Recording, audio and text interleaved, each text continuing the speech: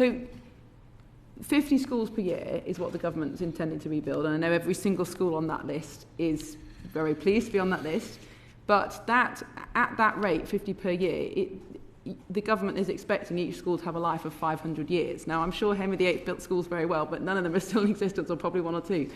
It's not realistic. Now, I'll go back to the idea, this is a political choice. What effort is your department making to persuade the Treasury that school building should be much higher up their priority list?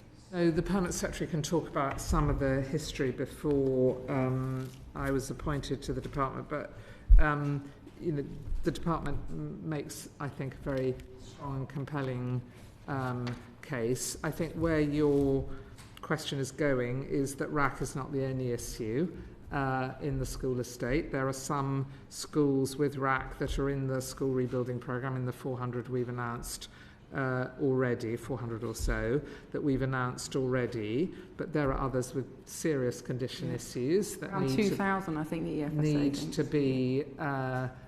that need to be rebuilt.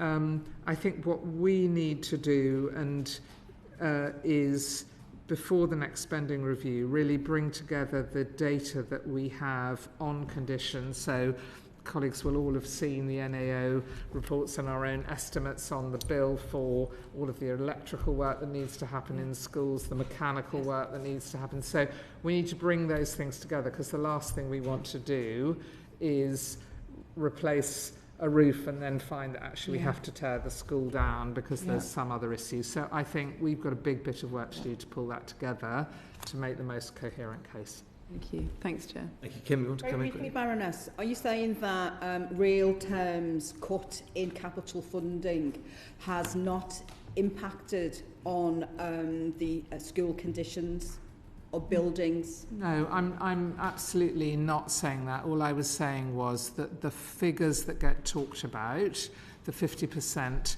cut, take a particular peak in capital expenditure at the end of the last administration and compare it with a particular year. All I'm saying is, if you look at the averages, and we all know that capital gets delivered in a kind of lumpy way, I'm just saying if you look at the averages, I'm not denying there isn't a decline, I'm not denying that hasn't had some impact, I'm just saying I think it gives a fairer impression of the scale of that.